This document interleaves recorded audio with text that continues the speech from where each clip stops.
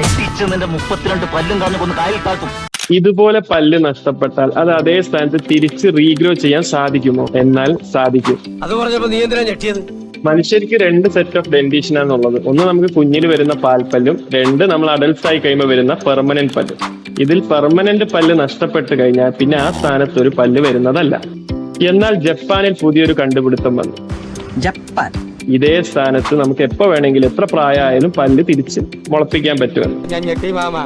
ടോർജൻ bio pharmaceuticals ആണ് ഈ കണ്ടുപിടുത്തത്തിന്റെ പുറകിൽ. ഇവർ നമ്മുടെ ശരീരത്തിൽ ഒരു പ്രോട്ടീൻ കണ്ടുപിടിച്ചു, USAG1. ഈ പ്രോട്ടീൻ കാരണമാണ് നമുക്ക് പല്ല് നഷ്ടപ്പെട്ട സ്ഥാനത്ത് വീണ്ടും വീണ്ടും നമുക്ക് പല്ല് വരാത്തത്. അപ്പോൾ ഒരു പ്രത്യേക ആന്റിബോഡി ഇഞ്ചക്ഷൻ വഴി ഈ USAG1ന്റെ പ്രവർത്തനത്തെ നമുക്ക് ഇൻഹിബിറ്റ് ചെയ്യാൻ പറ്റും. അങ്ങനെ ഇൻഹിബിറ്റ് ചെയ്താൽ നമുക്ക് അവിടെ വീണ്ടും വീണ്ടും പല്ല് മുളപ്പിക്കാവുന്നതാണ്. ലാബ്രാറ്റ്സിൽ നടത്തിയ ടെസ്റ്റുകളിൽ ഇത് സക്സസ്ഫുൾ ആയിരുന്നു. ഇപ്പോൾ ഹ്യൂമൻ ട്രയൽസ് തുടങ്ങിയിട്ടുമുണ്ട്. 2030 ഡ്രഗ് പ്രാബല്യത്തിൽ വരിക എന്നാണ് അവർ പറയുന്നത്.